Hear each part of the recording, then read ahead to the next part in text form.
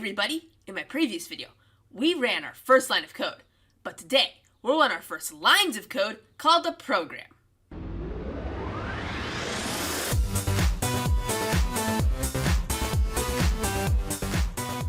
Welcome back! Last time, we ran our first line of code, but today we'll run our first program, which is multiple lines of code that we run at the same time. Let's get started. Like last time, we first need to open up idle. We are now in the shell. Now, the shell is very helpful for testing out a line of code.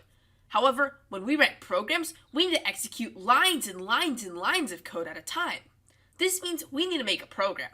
To create a program, go to File and then click New File. We are now in the editor, where we can execute those lines and lines and lines of code at a time. Let's try the Hello World program we just wrote. Start by typing in print, the two parentheses, the two quotes, and then the string Hello World. Now, when we press enter, it just goes to a new line. To run the code, go to Run and then Run Module. I'll ask you if you want to save your code. Click OK. Python recommends using the Python folder to save your code, but there are two drawbacks. One, this is where Python stores technical stuff, so you really shouldn't mess with it unless you know what you're doing. Number two, it's really hard to find it unless you bookmark it. A better option is to go to Desktop or Documents, create a new folder, and name it Python Files.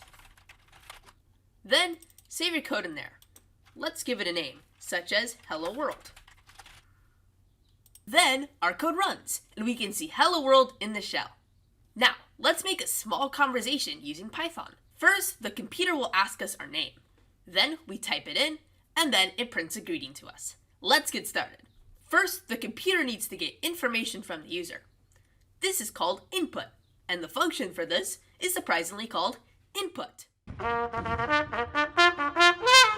Let's type in input, and it should also turn purple. You're also going to need the two parentheses, since it's necessary for every function. Now, just like print, input prints something to the screen, so let's insert some text. Let's type in the two quotes, and then, what is your name? With a space at the end. The reason why we add that space is because Python asks for the input right after the text. If we don't add a space, the text will look mushed. Now, let's test our code. Go to Run and then Run Module, or you can just press F5. Then, click Enter or OK to save your code. Now, it'll say Hello World and ask us for a name. I'm going to type in my name. And the program ends. Currently though, there's a problem with our code. When we type in our name, Python doesn't know where to store it, so it just discards it. We need to actually store it inside something. This something is called a variable. Variables are quite simple. They basically store information. Think of it like a box. You can put some information inside of it, and take it out and read it, or even change it. Now, let's save our information inside of a variable. Before the input function, type in name. This will be the name of our variable.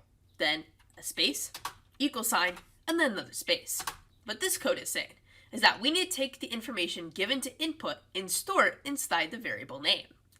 Now that we have the variable name, let's use it by printing our greeting. On a new line, type in print. Then, we're going to combine strings by adding them together using the plus sign. First, we're going to type in hello with a comma and then a space. Then, let's type in plus and then name, another plus. Finally, type in another string with an exclamation point. What this line of code does is it takes hello and then adds it to name and then adds an exclamation point. Note that we add a space because just like input, it mushes all the text together. Now, let's try it and see if our code works. Press F5 and then enter. It says hello world and then asks us for a name. Type in your name and then it says hello. Great! We made our first program. Now, if something doesn't work, you can check it against this code. Remember, everything must be exactly the same. There can't be any mistakes or any added symbols. Python can also be helpful by giving you an error if you make a mistake.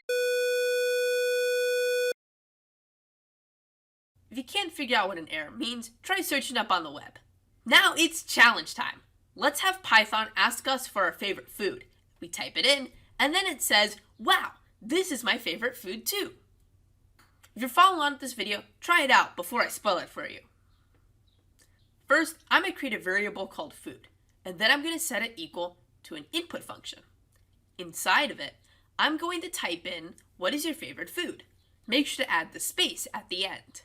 Then, on a new line, I'm going to make a new print function.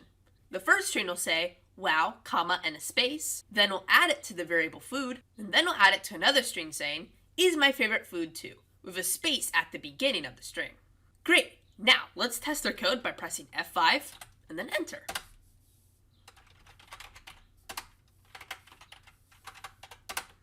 Great! We just added another question to our program. Today, we learned how to use the editor to code programs. We learned what variables are and how to use input. We also learned how to join strings together using the plus sign. Well, I hope you enjoyed making your first Python program. In the next video, I'll show you how Python handles arithmetic and more stuff about variables. Watch out for the next video. Be there or be MC squared. See ya!